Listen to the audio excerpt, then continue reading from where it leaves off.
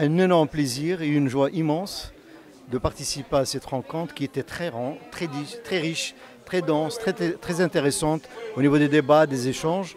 J'ai rencontré des amis que je n'ai pas vus de longue date.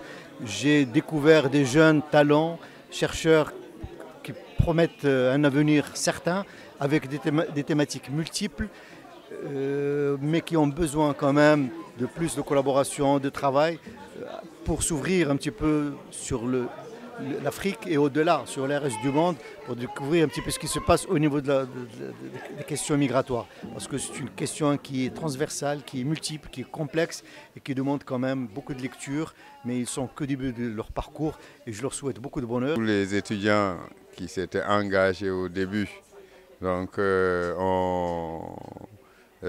sont arrivés jusqu'au bout. C'est déjà une première satisfaction. Chacun a présenté l'état de son travail qui, même si il présente encore des lacunes, intègre déjà une partie de ce qu'ils ont appris toute l'année d'ailleurs, durant tout le projet. Et je crois que pour ça, et ensuite, enfin, on a la satisfaction d'avoir l'apport des collègues qui nous sont venus du Maroc, qui nous sont venus d'Italie, qui nous sont venus des autres universités du Sénégal et qui, par leur contribution, à coup sûr, donc, vont permettre aux étudiants d'améliorer encore leur projet de recherche. C'est une très bonne opportunité à la fois pour les étudiants mais aussi pour nous de voir des étudiants qui sont au début de leur recherche, qui peuvent encore revenir sur leur approche, sur leurs questions de recherche et sur leur méthodologie. Donc j'espère vraiment que ça a été utile pour eux. Je pense qu'en fait, beaucoup des remarques qui ont été faites ont été utiles pour tout le monde en fait. Même quand on est un chercheur un peu plus confirmé, des fois on oublie un petit peu les bases, on va dire, de la recherche et je pense que c'était un bon rappel aujourd'hui. Et l'encadrement des doctorants est aujourd'hui une question centrale, une problématique qu'il faut gérer dans cette université où de plus en plus la démocratisation de l'enseignement fait que arrivent de nombreux étudiants, étudiantes d'ailleurs, en thèse. Et je pense qu'ils ont besoin d'un encadrement. Ils ont besoin d'un encadrement et le propre de l'université, et c'est en cela que l'initiative est intéressante, le propre de l'université c'est d'être ouverte sur le monde et d'accueillir des collègues italiens, marocains qui ont fait part de leur expérience, comme cela se fait dans d'autres écoles doctorales. C'est cela, je crois, le plus que apportent un peu ces journées des jeunes chercheurs. Et je pense qu'il faut sortir de cet enfermement disciplinaire, organiser des écoles doctorales ouvertes sur d'autres disciplines et d'autres pays, d'autres territoires, par exemple. Je vois bien arriver à une organisation d'une école doctorale Maghreb, Afrique subsaharienne, par exemple, où des étudiants provenant de différentes aires d'approche culturelle, et je veux dire, puissent discuter et échanger sur ces questions-là.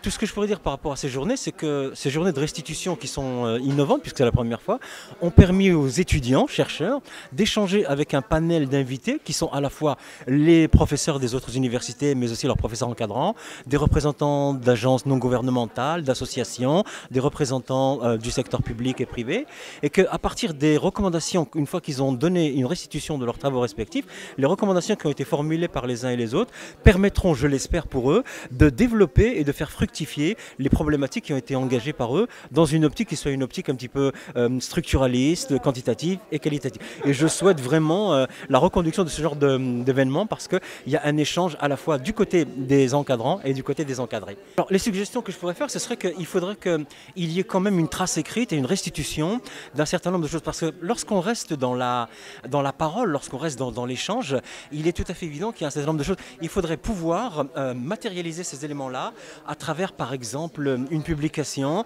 à travers une demande par rapport aux intéressés d'envoi d'éléments qui seraient des éléments concrets. Et là, ça pourrait servir non seulement aux doctorants qui étaient présents et aux étudiants-chercheurs, mais à ceux qui n'ont pas pu être présents et qui seraient en amont ou en aval de la recherche. Et il est toujours bon, les paroles s'envolent, les écrits restent, il serait toujours bon d'avoir un support qui soit matériel, réexploitable et réutilisable. Je pense que les étudiants, qui soient sénégalais ou d'autres pays, de la région, je pense, ont bénéficié d'un apport scientifique, intellectuel très stimulant pour les aider, pour les accompagner dans leur projet de thèse. Donc je pense que ce partenariat UCAD-OIM est très bénéfique pour l'ensemble des partenaires et pour la recherche, la dynamique de la recherche sur l'immigration au Sénégal. Je pense qu'il faut qu'ils suivent les conseils qui ont été dits et répétés lors de ces 2 journées. Et puis surtout qu'ils n'hésitent pas à faire des présentations dans différents formats, différentes opportunités, dans des colloques, des écoles doctorales d'été, et puis qui n'hésitent pas à aller vers les autres chercheurs, à solliciter des rendez-vous, à provoquer des échanges. C'est aussi beaucoup par justement la présentation, savoir recevoir les critiques pour, dans une perspective constructive pour continuer toujours à avancer, à s'améliorer.